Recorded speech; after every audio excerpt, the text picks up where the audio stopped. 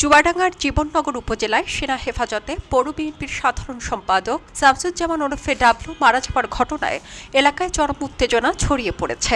ISPR জানায় সোমবার রাত আনুমানিক 11টার দিকে সুনির্দিষ্ট গোয়েন্দা তথ্যের ভিত্তিতে জীবননগর উপজেলা স্বাস্থ্য কমপ্লেক্স সংলগ্ন হাফিজা ফার্মেসিতে যৌথ বাহিনী অভিযান চালায়।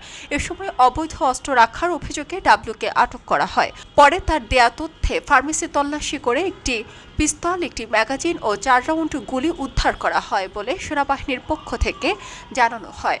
অভিযান শেষে ডাবলু হঠাৎ অসুস্থ হয়ে অচেতন হয়ে পড়লে তাকে জীবননগর উপজেলা স্বাস্থ্য কমপ্লেক্সে নেওয়া হয়। রাত আনুমানিক 12:25 কর্তব্যরত চিকিৎসক তাকে মৃত ঘোষণা করেন।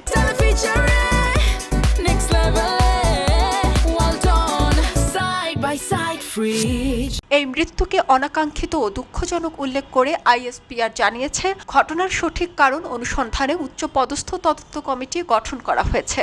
অভিযানে অংশ নেওয়া সংশ্লিষ্ট সেনা সদস্যদের সেনানিবাসে প্রত্যাহার করা হয়েছে এবং দোষ প্রমাণিত হলে সেনা আইন অনুযায়ী ব্যবস্থা নেওয়া হবে।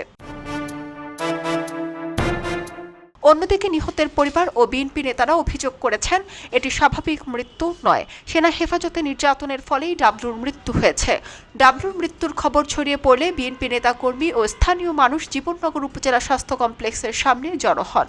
রাত 1:30টার দিকে চুয়াডাঙ্গা জীবননগর সড়কে টায়ার জ্বালিয়ে অবরোধ সৃষ্টি করলে কয়েক ঘণ্টা যান চলাচল বন্ধ থাকে। এই প্রসঙ্গে চুয়াডাঙ্গার জেলা প্রশাসক মোহাম্মদ কামাল হোসেন ঘটনার তদন্ত সহ এ ব্যাপারে কার্যকরী পদক্ষেপ নেওয়ার আশ্বাস দেন। সকল যন্ত্রপাতি ইকুইপমেন্ট নিয়ে রেডি হয়ে আছে, আমরা গেলেই উনি ওনার কাজ শুরু করবেন। আমরা যে কোনো একটা ঘটনা ঘটলে এটা একটা প্রক্রিয়া আছে, আমরা আমাদেরকে প্রক্রিয়াটা করার জন্য সুযোগ দেন, আপনাদের কাছে অনুরোধ।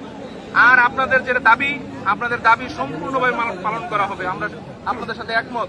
শামসুজ্জামান ডাবলুর পরিবার কি অবস্থায় আছে জানি না, তার পরিবারের প্রতি আমাদের সমবেদনা, তার সন্তানাদি, তার বিধবা স্ত্রী, তাদের প্রতি আমাদের সমবেদনা। তার বিধবা স্ত্রী এবং তার সন্তানদের কল্যাণের জন্য যা যা করণীয় আমি আপনাদের সাথে কথা দিচ্ছি, আমি নিজে করব।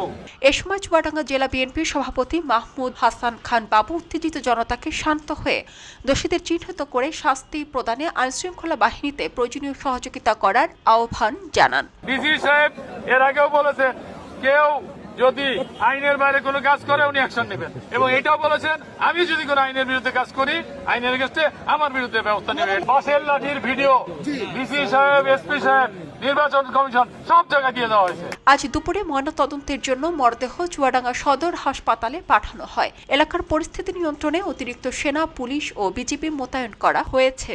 খবরের কাগজ, নিখাত, নির্ভীক, নিরপেক্ষ।